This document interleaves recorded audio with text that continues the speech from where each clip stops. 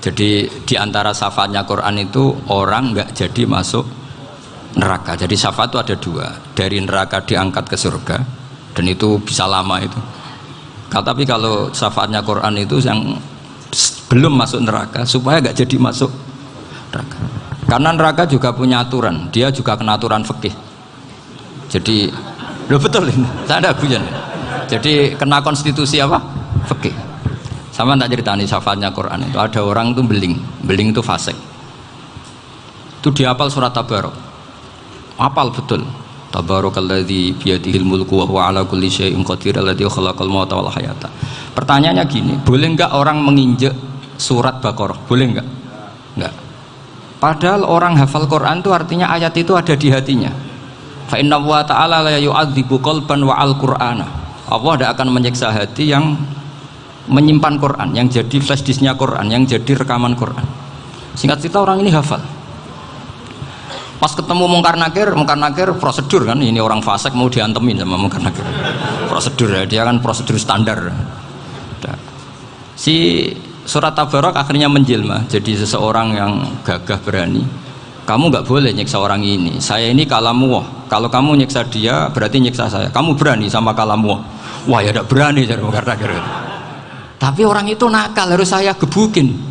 Tapi kata Quran tadi, tapi saya di situ pasti kena saya. Oh debat, nggak ada lajnahnya, ini nggak ikut. Kalau Gus Wirjon ikut jadi lajnah.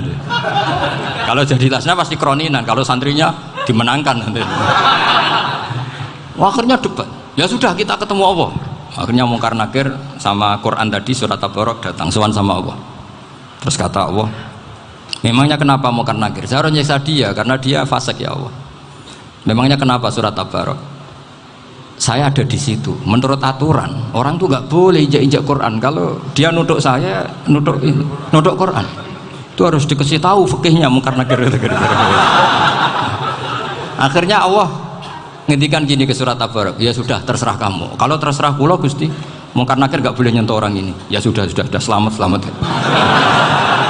Sehingga terus itu sama baca di termasuk mukjizatnya surat Tabarok di tafsir Ibnu Katsir banyak. Karena tadi logikanya malaikat itu juga kena aturan fikih. Sehingga banyak ulama termasuk Said Muhammad ngendikan pertanyaan Mungkar Nakir itu tidak semua orang kena. Kalau semua orang kena nanti kalau tanya Nabi Muhammad, waman nabiyuka? Kacau kan jawabnya. Nabi kamu siapa? Lu saya ini nabi. Ya kan? Lah nanti kalau pas ketemu Nabi Ibrahim, waman abuka? Jadi repot kan? Makanya ada kiai yang guyon kalau ditanya marab buka, saya ini guru tauhid sembrono. Saya ini ngajar Ummul Barohin, kamu tanya marab buka. Masyhur itu keramatnya Imam Malik itu. Ada Ashabu Malik, rajulun min ashabi Malik, beliau ditanya Mungkar Nakir marab buka manabiuka. Imam Malik datang, ini seumur-umurnya itu ngajar tauhid. Kok kamu bedai enggak sopan kamu? Dan kita berharap barokah sampean ngaji nanti itu. Malaikat itu anak sungkane gitu. Jadi itu dan saya meskipun guyon itu serius. Bedanya orang alim sama ndak itu di situ. Kalau orang alim itu guyon itu masih bener, masih serius. Coba saya bacakan ayatnya. Ala inna auliya Allahi la khaufun alaihim wa lahum yahzanun. Terus lahumul busyra fil hayatid dunya fil akhirah. Artinya kalau Mungkar Nakir dengan penampilan garang gitu, berarti ada ketakutan apa enggak? Ada, padahal ciri utama walinya Allah tidak ada ketakutan. Makanya itu termasuk dalilnya Sayyid Muhammad, tidak semua orang alami seperti itu karena wali-wali itu la khaufun alaihim wa lahum yahzanun. Wah anak kiai ketemu karena kerja buat tidur wedek. Iku dreseke ora kok pertanyaan itu, nak konan santri piye? Lho isen wis kiai dihanjuti Mungkar Nakir. Malu gak kira-kira? Mesti pelengahan konan santri piye? Nah jawabannya gampang karena pernah ngajar tauhid. Makanya Sayyidina Ali ini ceritanya ada di kitab Nurul Dholam. Sama lihat di kitab Nurul Dholam karangannya Syekh Nawawi Banten. Itu Sayyidina Ali itu ya, andekan orang biasa mungkin ya agak-agak hasut, tapi ini wali gak boleh kamu katakan hasut. Dia itu mangkal sama Umar. Orang kok setiap orang pernah dibentak. Apa dia berani bentak Mungkar Nakir? Penasaran dia. Bagaimana perangnya Umar itu berlanjut enggak gitu kira-kira. Akhirnya minta, ya Allah saya minta kasyaf. Ya karena yang minta Sayyidina Ali karena mau wajah dituruti sama kasuf. Dilihat Sayyidina Umar pas meninggal itu. Jadi hasud itu ya kadang penting asal baik. Loh betul bahasa Kanjeng Nabi kadang la hasada illa fisnaten. Itu Nabi bahasakan ya hasad. Gus Verson saja yang nafsirkan ghobtoh itu kan gaya-gayanan sebagai ulama. Aslinya Nabi ngendikannya itu la hasada illa fisnaten. Ulama yang ganti itu namanya ghobtoh. Wong Nabi sendiri nyebut hasad kok kamu tafsiri ghobtoh. Ya hasad ya hasad. Udah ada usah ditawil pokoknya gitu. Kalau sama nggak percaya nggak apa-apa. Kok gitu aja kok repot. Karena sama nggak percaya kemungkinannya dua. Satu nggak ngerti. Dua sama-sama alim kan dari awal kalau sama-sama alim kan laisali alimin ayuqallida aliman akhor. Kita nggak perlu saling mengikuti. Ngapain hasud? Biasa aja. Akhirnya Sayyidina Ali kasut. Pas Umar bangun, setelah mati kan bangun, setelah meninggal bangun. Mungkar Nakir datang dengan perangai yang sangat garang. Itu digambarkan Sayyidina Ali matanya itu kal kidril ghali. Kayak apa? Kendil yang apa? Menganga. Wah, seru. Sayyidina Ali senang, paling takut ini Umar. Senangnya bukan main, wah ini mesti takut Umar. Biasa. Ternyata enggak, Umar malah bangkit. Woi, Mungkar Nakir ya. Kamu tahu menghadapi siapa? Itu betul ya? Kamu itu menghadapi temannya ahabbal khalqi ilallah. Yang diandalkan temannya bukan dia. Kamu tahu yang kamu hadapi, saya ini teman kekasihnya Allah. Jadi boleh kamu mengandalkan Mbak Virjon. Tapi nanti resikonya Mungkar Nakir tanya, itu Virjon siapa? Wah itu masalah kan. Makanya syaratnya wali itu harus ma'rufun fis sama. Di langit sudah populer. Makanya dulu ada orang yang saking seninya Abdul Qadir ditanya apa saja jamnya Abdul Qadir Al-Jilani, itu aman karena beliau populer. Makanya program kita harus populer dulu di langit. Nah, itu nanti kalau dicatut oleh santri-santri nggak apa-apa. Kalau nggak populer nanti dicatat itu siapa? Masalah ini. Umar itu yang dibanggakan itu, kamu tahu saya siapa? Ya enggak tahu, saya ini temannya kekasihnya Allah. Temannya Muhammad, iya Muhammad Rasulullah. Wah mikir, waduh, repot. Loh di dunia aja gitu kan, temannya presiden, temannya panglima, apalagi ini temannya Sayyidul Awalin wal Akhirin. Di dunia aja bilang temannya presiden, menteri, orang sudah takut, apalagi ini temannya Sayyidul Awalin. Hanya Mungkar Nakir terus konfirmasi sama Allah, gimana ya Allah ini ngadepi. Sebetulnya diandalkan itu temannya, bukan dia. Wah, akhirnya sama Allah dibilang, ya bu, ya sama seorang seperti itu bu yang sopan. Terus semenjak itu Mungkar Nakir itu nggak selalu berpenampilan seperti itu, sangat. Jadi semoga itu konsisten sampai nanti. Jadi kamu kalau ingin nggak takut Mungkar Nakir, jadi wali dulu. Karena syaratnya tadi hanya wali sing la khaufun alaihim wa lahum yahzanun lahumul busyra fil hayatid dunya fil akhir. Jadi orang itu kalau ngaji itu harus khatam. Jangan semuanya kena pertanyaan. Dan kalau semuanya kena pertanyaan nanti repot. Kalau Nabi Muhammad ditanya waman Nabi juga. Nabimu siapa? Lu kan terus jadi aneh. Jadi makanya ketika Sayyid Muhammad semua ulama lah, nggak ada am kecuali ditaksis, kecuali sifatnya Allah. Misalnya bikulli syai'in alim, ya benar-benar bikulli syai'in alim. Tapi kalau am semuanya pasti ada taksis, meskipun dalam muhawarah muhadasah biasa. Misalnya contoh gampang, istri kamu baru seneng kamu, mas nak pengen apa-apa itu lapor aku, gak apa-apa mas, mesti aku seneng nak sama lapor. Iku dia aku pengen wayo. Wah langsung jadi apa wae. Mesti apa wae maksudnya kecuali itu gitu. Padahal kalau ngomong ya mas sampean ingin apa saja tak dukung. Terus sampean bilang kepengin iku wayo. Kira-kira disetujui apa enggak? Sama seperti kita kalau punya teman akrab, wes nang omahku gak apa-apa, anggap ya omahmu dewe. Terus mlebu-mlebu kamar. Jadi tidak ada am kecuali di taksis. Artinya kalau ada cerita bahwa orang mati pasti ngalami ditanya Mungkar Nakir, itu pasti ada am yang di taksis. Itu pasti tidak dialami para anbiya, para auliya. Karena ciri utama wali itu la khaufun alaihim walahum yahzanun. Kemudian saya yang mau cerita ya supaya sampean bisa menghadapi dunia global ini. Tak bawa tafsir Munir termasuk tadi. Kenapa orang Islam Rasulullah SAW itu lebih senang kalau yang menang itu orang Nasrani Romawi ketimbang yang menang itu orang Faris, dalam hal ini ateis. Karena orang ateis itu lebih ngeri. Sebetulnya beberapa penemuan sains terutama di ilmu medis itu orang Amerika, kayak cloning. Tapi orang Amerika itu masih dilarang oleh gereja untuk mengaplikasi, karena nanti bayi cloning itu dipakai suku cadang. Di Amerika masih ditentang oleh fatwa-fatwa agama baik Islam maupun Kristen. Tapi di Cina itu dipraktekkan karena nggak ada halangan agama. Di Cina itu biasa ada kondom diolah lagi jadi alat-alat aksesoris. Di Amerika tidak ada karena masih ada agama, masih ada larangan. Sehingga orang Islam itu lebih takut kalau yang menang itu Persia, karena terus cara berpikir ternyata Tuhan itu tidak ada, langit nggak ada perannya. Jadi ketika yang menang Nasrani masih berpikir itu pertolongan Tuhan, meskipun mungkin cara mengatakan Tuhan beda dengan kita. Tapi ada satu kesamaan bahwa kekuatan samawi itu ada. Jadi disebut hulibatir rum fi adnal ardi wa hum min ba'di ghalabihim sahlibun. Di sini diterangkan oleh Syekh Nawawi supaya kamu tidak salah paham. Sebetulnya kamu katakan misalnya wah itu paham liberal, sebenarnya saya tidak tersiksa. Cuma takut yang mengatakan seperti itu cek goblokir atau ngaji gitu. Itu aja masalah saya. Ini saya baca ini karangannya Syekh Nawawi karena tadi kata Mbah Firjon ngaji itu harus sama orang bersanad. Saya ini kalah sama beliau itu berkali-kali. Secara nasab saya harus manggil mbah. Secara silsilah ilmu saya juga kalah lagi. Saya sering disewani sama cucu-cucu Syekhona Khalil.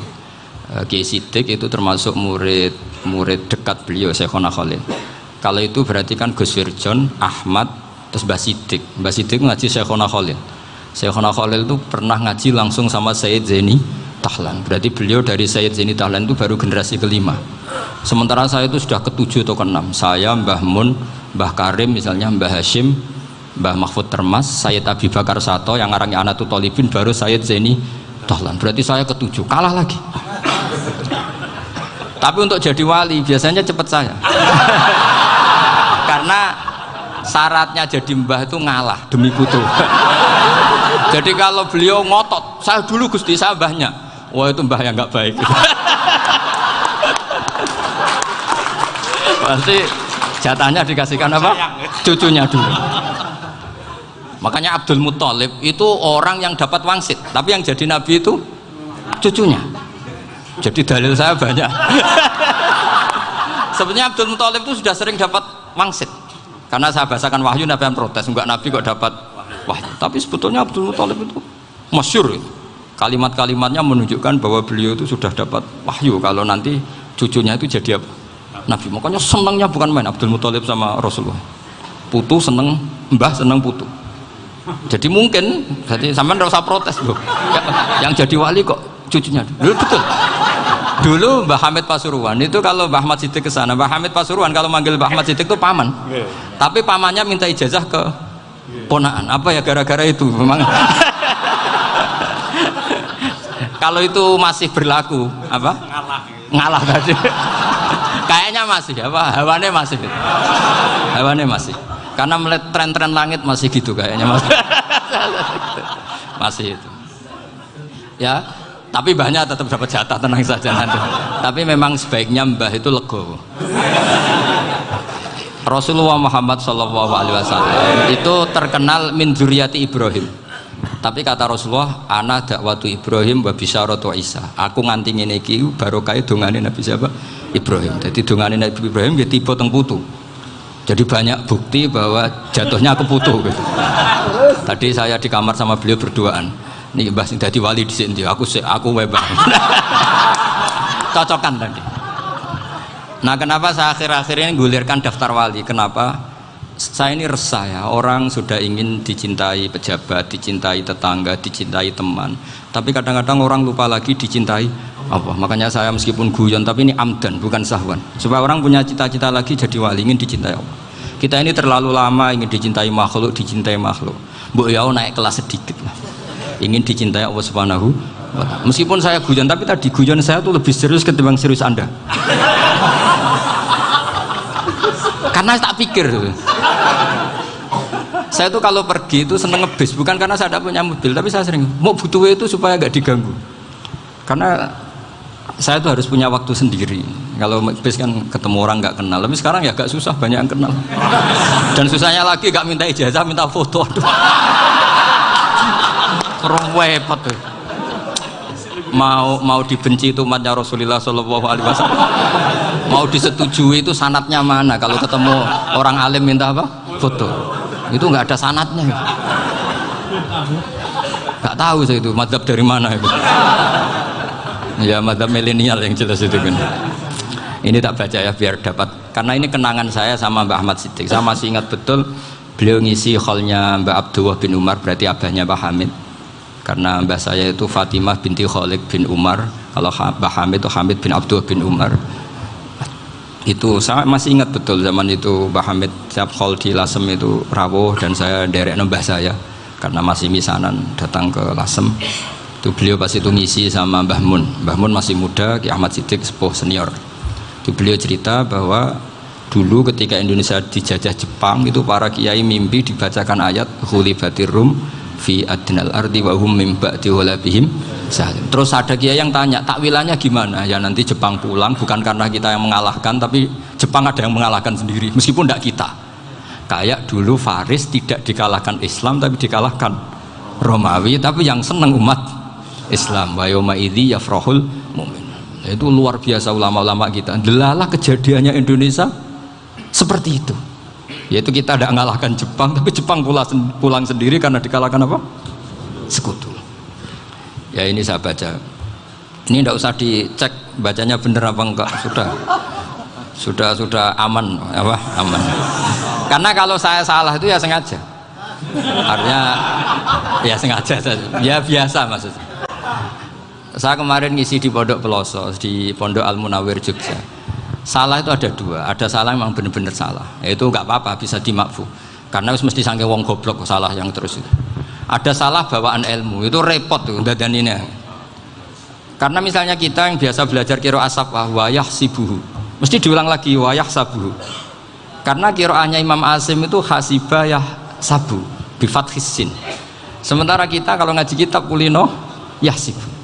Sehingga kita yang biasa belajar safah itu kalau baca kitab itu kayak orang bingung. Kadang-kadang yang ngaji juga bingung. Gus Pak mau di bulan pilih ya tepat-tepatan. Ada yang mengatakan Gus Pak bingung, ada yang mengatakan Gus Pak alim alama ya tepat-tepatan nasib tadi. Karena memang ya safah memang seperti itu.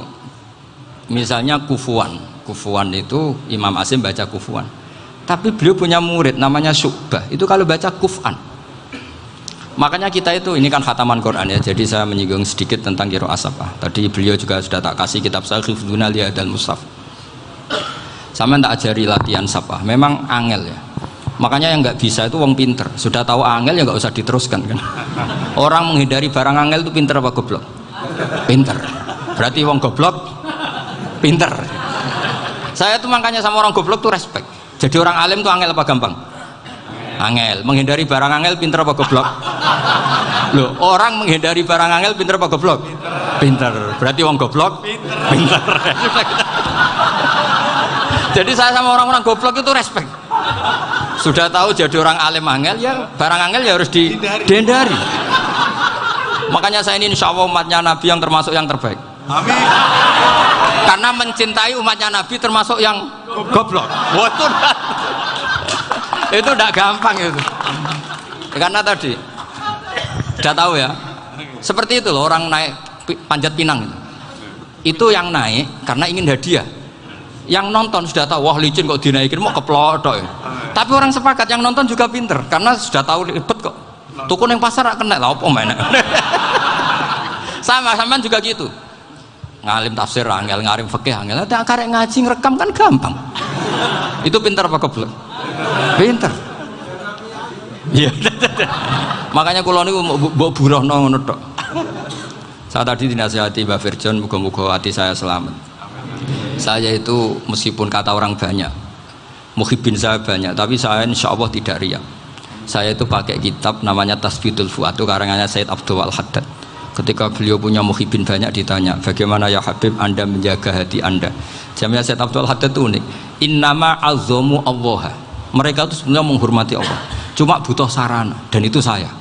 Jadi saya tahu sampean semua itu mencintai Quran, mencintai sunnah Rasul, mencintai hadis-hadis Rasul. Cuma sampean kan karena nggak paham, terus manfaatkan saya. Jadi sebenarnya saya ini korban. Korban. Jadi saya mau riak gimana? Korban kok mau. Bangganya di mana tuh? Coba sampean misalnya ngaji tafsir, belajar sendiri kan susah. Terkibnya susah, maknanya susah, bahkan beli kitabnya kadang nggak kuat. Loh, untuk jadi alim tafsir itu kan harus beli kitab. Loh, saya sering belajar kitab itu jutaan. Tafsir Tobari, saya pernah beli kitab Fakhrur Razi itu berapa coba? 27 jilid. Karangannya Fakhrur, belum karangannya ulama modern Imam Sya'rawi. Itu berapa jilid? Itu jutaan. Saya kemarin juga dihadiahi kitab Pak Quraish Shihab namanya Faidul Bari fi Syarhil Bukhari. Pak Quraish Shihab yang terkenal. Dia sering diskusi sama saya. Saya ngasih hadiah beliau, beliau ngasih hadiah saya. Oh itu harganya nggak kuat. Tidak kuat, kadang di Indonesia nggak ada coba. Dan sama orang hebat menghindari kesulitan itu. Nah, kesulitan itu sebab ngaji ikut, kalau nggak paham dirukokno rekamannya sudah gitu. Pinter mana sampean sama saya? Pinter sampean kan? Bikin sosis susah, beli aja kok repot kan. Nah, makanya nggak boleh orang bilang, wah aku goblok reso tafsir, aku wong pinter. Makanya nanti kalau saya ketemu Nabi tidak termasuk orang yang mentahkir orang Islam. Kafa bil mari isman ayah kira akhahul muslim. Jadi cukup orang itu dosa kalau menyepelekan orang Islam, termasuk darani sampean goblok itu dosa. Caranya nggak darani goblok ya tadi di logika tadi. Alim itu angel, ngendari angel itu pinter, berarti wong bodoh pinter ya sudah gitu. Tapi tetap bodoh. Tapi ini satu cara untuk saya respect gitu. Coba orang yang ngaji tafsir saya banyak, mungkin ribuan. Itu sebetulnya mencintai Quran. Karena Quran adalah kitab suci yang panduannya umat Islam. Sangat mencintai Quran. Terus kemudian mereka nggak paham. Terus mencari orang yang memahamkan. Burono lah cara Jawane. Terus keren saya itu di mana coba? Lah terus mereka kurang ajarnya gini, kalau paham itu ya alhamdulillah paham. Kowe nak ngaji Gus Bae ngono tok. Tapi nek ora paham, ora nyalano akal ya. Mari Gus Bae nerangno cepet, mulane gak paham. Ora kok nyalano teke sing lelet tuh. Oh itu kan Masya Allah, naudzubillah. Sebetulnya tingkat kurang ajarnya tinggi Gus sebenarnya. Jadi kalau nggak paham itu kadang nggak nyalahno uteke. Kayak mau misalnya, mau mari mikir aja jelas. Padahal misalnya jelas orang mesti paham, bodoh. Paham ya? Jadi kata Said Abdul Haddad, innama azzamu Allah. Sebenarnya mereka itu sangat menghormati Allah. Makanya kita nggak perlu mengatakan wasilah itu kafir, nggak akan. Karena orang tawasul sama Rasulullah itu ingin dapat ridhonya Allah lewat orang yang dicintai Allah. Kita mencintai wali sebenarnya, wah itu kekasih Allah. Kita mencintai itu karena mencintai Allah. Sama seperti gini, kamu mencintai kangkung apa enggak? Sebenarnya sama sekali enggak. Tapi kamu ingin sehat, ada asupan gizi. Kamu ingin tubuh kamu sehat, butuh asupan gizi. Kemudian kamu makan kangkung. Apa terus kamu cinta kangkung? Kan enggak. Cinta kesehatan kamu sama. Orang yang mencintai saya sebenarnya ingin kepuasan rohani. Saya kan termasuk kiai yang torekonya gampang. Ini swarga, kan akhirnya penggemarnya banyak. Coba kalau kamu neraka. Jadi sebetulnya Anda mencintai kepuasan Anda sendiri. Nah, saya ini korban. Makanya untuk masuk surga cepat saya, korban itu cepat. Da'watul mazlum la turaddu kan gitu. Laisa bainahu wa bainallah hijab. Jadi saya kalau dongo langsung seret langit. Karena mazlum. Saya sinau tafsir itu Pak, sampean bayangkan ada tafsir itu sudah 27 jilid. Sengarang Fakhrur Razi itu bulatnya bukan main. Karena dia ahli filsafat. Bulatnya Masya Allah. Sudah gitu sinau Jalalain kadang dikomen oleh Sawi. Sudah kita percaya Jalalain boleh dibully Sawi. Percaya Sawi dikandani, oh iku Maliki Rasafi. Oh ribet. Sudah gitu sinau Qurtubi, sinau tafsir Tobari itu susahnya. Belinya susah, belajarnya susah. Padahal saya punya keluarga, punya istri, punya anak. Bayangkan kalau istri saya rewel kayak istri sampean. Wah itu, tapi alhamdulillah enggak. Sama sekali enggak. Allah sudah milihkan, wah ini bahaya kalau punya istri rewel. Imam Sibawayh itu kitabnya banyak, tapi yang terbukukan hanya kitab Sibawayh. Karena beliau kalau sudah belajar lupa istri. Hanya pas beliau di pasar, kitabnya dibakar semua sama istrinya. Karena dianggap saingannya. Ternyata yang dicerai tidak kitabnya, malah istrinya. Itu Imam siapa? Sibawayh. Tapi alhamdulillah kitab saya nggak terbakar, aman. Saya teruskan ya. Jadi untuk menjaga ria dilatih innama azzamu Allah. Sebenarnya mereka itu menghormati Allah. Sehingga wasail-wasail itu sebenarnya nggak pernah jadi subjek pelaku utama, enggak. Tetap Allah. Sebab itu kata Sayyid Muhammad, kamu kok mengatakan wasilah itu kafir itu gimana? Ketika innallaha qad ba'atsa lakum taluta malika. Talut itu ya manusia. PD-nya itu apa? Inna ayata mulkihi ayyatiyakumut tabut fihi sakinatum mir rabbikum wa baqiyatum mimma taraka alu Musa wa alu Haruna tahmiluhul malaikah. Jadi beliau pede itu kalau bawa sunduk semacam peti sakti, sing di situ ada baqiyatum mimma taraka alu Musa wa alu Haruna tahmiluhul malaikah. Ya kayak semacam jimat. Tapi saya bukan mensyariatkan jimat enggak, karena nanti banyak penjual yang pembohong juga gitu loh. Cuma cerita, kamu tidak usah mengatakan kafir. Dulu Tolut PD-nya kalau bawa sunduk semacam peti kesaktian yang di situ ada baqiyatum mimma taraka alu Musa wa alu Haruna tahmiluhul malaika. Sehingga Khalid bin Walid meskipun beliau sahabat dan menyaksikan wajah Rasulullah SAW, itu bawa sya'aratun min sya'aratihi Rasulullah SAW, bawa rambutnya Nabi. Perang kemana-mana itu diletakkan di pecinya. Nanti sama tanya lagi, masa pakai peci Khalid bin Walid ini? Wah panjang, sampai itu repot. Sampai tak warai ngaji usul fikih. Usul fikih itu kalau ngaji itu ada istilah tangkihul manat. Ini mesti ini wilayah yang kita bisa berdebat sama Mbah Firjon. Dulu itu musuh saya karena saya makili Anwar, beliau makili Peloso. Tapi tahu-tahu kalah tua terus saya mengundurkan diri. Di fikih itu ada istilah, ada tangkihul manat, ada tahqiqul manat, ada tangkihul manat. Tangkih itu kira-kira gini, lafadz hadis itu dibuang sekian untuk tahu bahwa itu madarul hukmi. Misalnya gini, tak beri contoh paling gampang. Sama harus paham, kalau nggak paham nggak pinter-pinter. Ja'a a'rabiyun ila Rasulillah sallallahu alaihi wasallam. Ya karena ini menghormati Mbah Ahmad Siddiq, saya orang alim, jadi ngaji ini tetap ada suasana alim. Ya harus ada suasana alim. Nggak perlu jadi orang alim tadi susah. Sudah ngindari susah itu pintar. Sudah itu aja. Jadi orang alim susah, ngindari barang susah pintar. Berarti orang tidak alim pintar. Nah, meskipun tetap sudah kita itu pegangi sampai mati nanti. Loh, jadi orang alim itu repot. Itu kata Imam Ghazali, kalau orang alim kalau mau masuk surga itu sama Allah nggak boleh. Kif, kamu nggak boleh langsung masuk surga. Coba cari umat kamu, syafaati dulu. Nah, saya takut nyari sampean tidak bisa kembali. Saya tidak punya rencana itu. Pokoknya mau masuk. Golek sampean kuaduan. Aduan balik raroh dewe, repot nanti saya. Berat jadi orang alim itu berat. Ya saya teruskan ya. Ada tangkihul manat. Ja'a a'rabiyun ila Rasulillah sallallahu alaihi wasallam. Faqala ahlaktu wa ma ahlakaka qal waqa'tu imraati fi nahari Ramadan. Ya dan kita, saya ini rusak ya Rasulullah. Kenapa? Karena saya menjima istri saya fi nahari Ramadan. Terus kata Nabi, kamu harus bayar kafarah. Napa Nabi kafarah? Puasa 2 bulan. Wong baru 1 hari aja terjadi gitu kok disuruh puasa 2 bulan. Ya tidak kuat ya Rasulullah. Baru berapa hari saya puasa aja kecelakaan seperti itu. Apalagi kalau sampai 2 bulan. Tidak ya Rasulullah. Ya sudah kalau gitu kamu pertama ngasih makan apa? Itqu raqabah kan, pertama merdekakan budak. Tapi kan sekarang nggak ada budak, makanya terus sekarang langsung puasa. Wah ini nggak bisa semua. Ya sudah ngasih makan orang 60. Kasihkan siapa ya Rasul? Ya orang fakir. Saya ini paling fakir. Di kampung saya ini orang paling fakir. Jadi mulai dulu orang fakir itu hubungan suami istri itu paling lancar. Mulai dulu. Makanya orang fakir itu anaknya banyak. Karena hiburannya hanya itu. Wong Ramadan aja. Coba mau ke ATM nggak punya uang, mau antri di bank nggak punya, mau apa coba? Itu mulai dulu. Ini sanatnya mutasil. Wah, akhirnya sudah sanksinya kan tadi ya itqu raqabah atau puasa 2 bulan berturut-turut atau ngasih makan 60 orang miskin.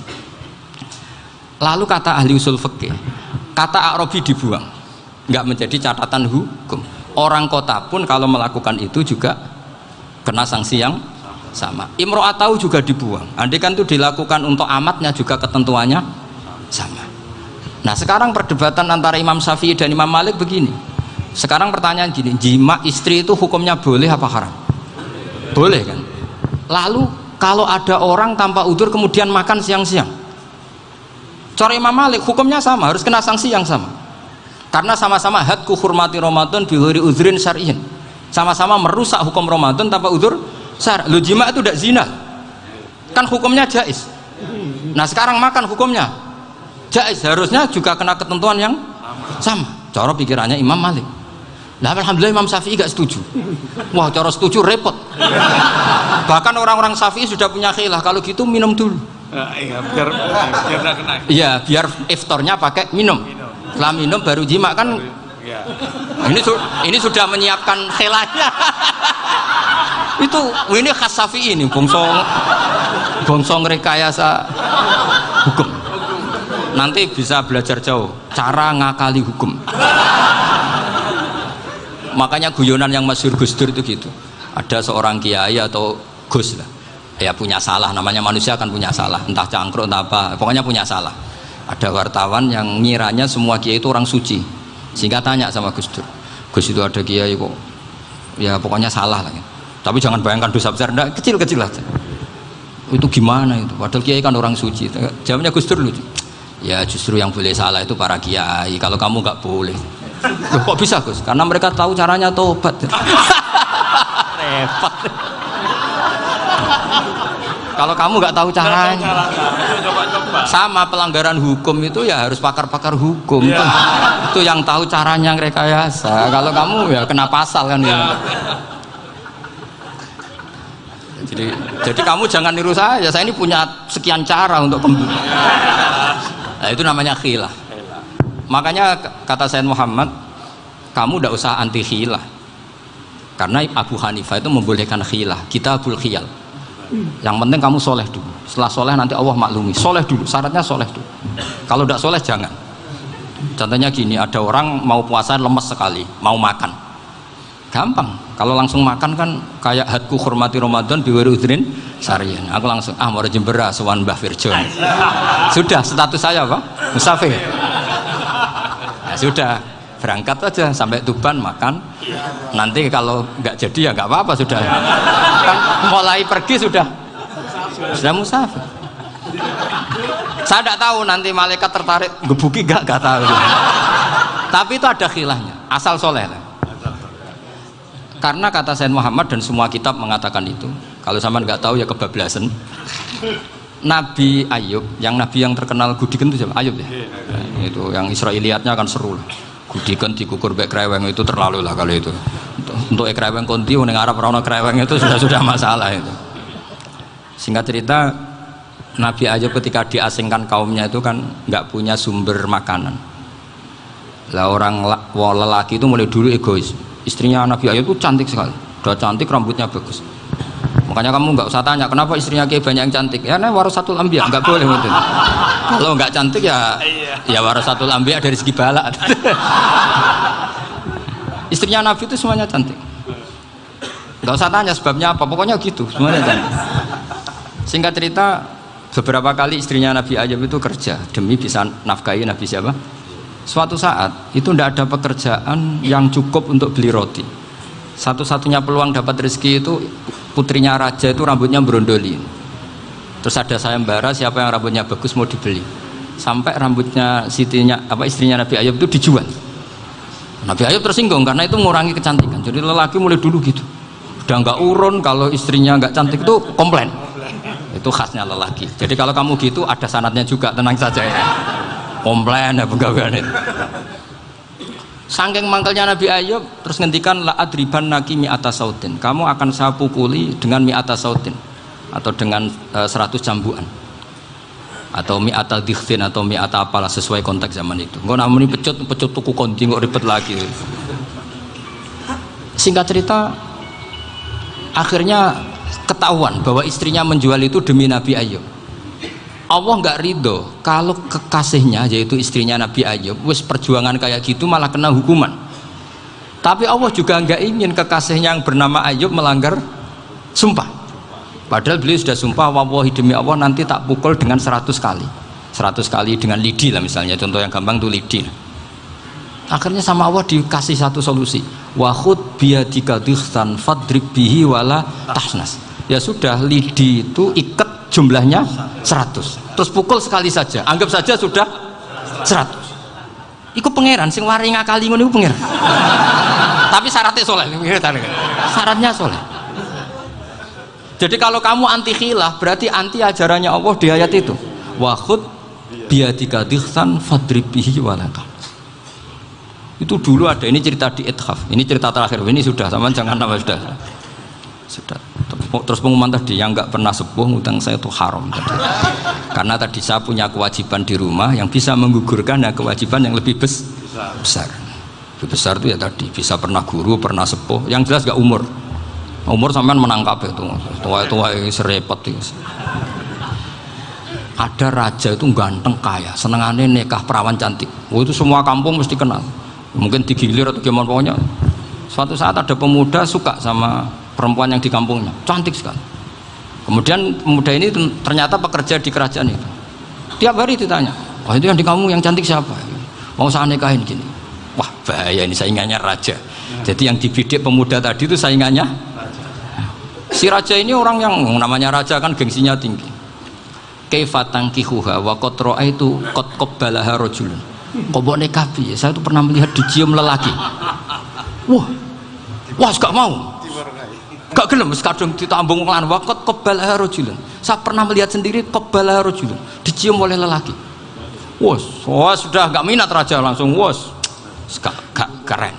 Suatu saat pemuda tadi nikahi perempuan itu. Rajanya marah-marah, kamu lelaki gak punya harga diri gini. Gak punya selera, gak punya harga diri, sudah pernah dicium orang kok tetap dinikah. Bilang ke raja, ta'rif manir rajul, lelaki itu siapa? Abuha. Kamu tahu lelaki itu siapa? Sopo? Abuha. Bapaknya. Saya kan hanya bilang rajulun. Pernah dicium lelaki. Lah pikirannya raja itu lelaki kue-kue ngene iki. Tapi butuhnya canom mau raja ben gak sida itu aja tuh. Baru kayak digulirkan gitu, wakot kebalah rajulun. Wah nggak mau. Setelah itu satu saat pegawainya tadi nikahi perempuan. Kamu nggak punya harga diri gini. Kamu tahu mandir rajul apa abuha? Wah nak ngono aku gak poho. Lah monggo sakniki wis bojo kula. Ora trimo wis diambung wis macam-macam. Lah itu namanya khilah. Apa? Khilah. Kalau di Balawa disebut tauriyah atau apalah. Tapi saya tidak ngajari sampean seperti itu. Sudah pinter sebelum saya ajarin. Bangsa ngakali kan sudah pinter. Ya ini terakhir tak baca Arabnya saja nanti. Bismillahirrahmanirrahim. Biar dapat barokahnya Syekh Nawawi juga barokahnya guru-guru. Bismillahirrahmanirrahim. Wasababu nuzuli hadil ayati annahu kana baina farisa war rumi qitalun wa kanal musyrikuna yawadduna antaghliba farisu ar-ruma li anna farisa kanu majusiyan ummiyin wal muslimuna yawadduna ghalabatar rum ala faris liqaunihim ahla kitabin. Jadi zaman dulu orang Islam lebih senang kalau yang menang itu orang Nasrani. Kalau bandingannya ateis, karena bagaimanapun percaya kekuatan langit. Sementara orang ateis sama sekali tidak percaya kekuatan. Apapun bedanya kita dengan Nasrani itu ada kesamaan, yaitu percaya adanya kekuatan langit. Sehingga ketika orang Romawi kalah itu orang Islam ikut susah. Paham ya? Makanya ini tak baca biar sampean nggak macam-macam pikirannya. Fab'atha Kisra saat terusnya, ya pokoknya seperti itu. Akhirnya Rasulullah SAW berdoa lebih seneng yang menang itu Rom karena ahli kitab. Artinya apa? Kemenangan ahli kitab adalah kemenangan makhluk atau hamba Allah yang mentautkan kekuatan kita di bumi dengan kekuatan langit. Makanya saya berharap selain kita ikhtiar medis, kita harus memperbanyak istighfar. Bagaimanapun semua itu dari Allah Subhanahu wa Ta'ala. Kita menghormati negara dengan ikhtiarnya, tapi saya mohon sekali kita juga istighfar, karena semua itu juga ditentukan oleh Allah, oleh langit. Ya, saya kira demikian. Assalamualaikum warahmatullahi wabarakatuh.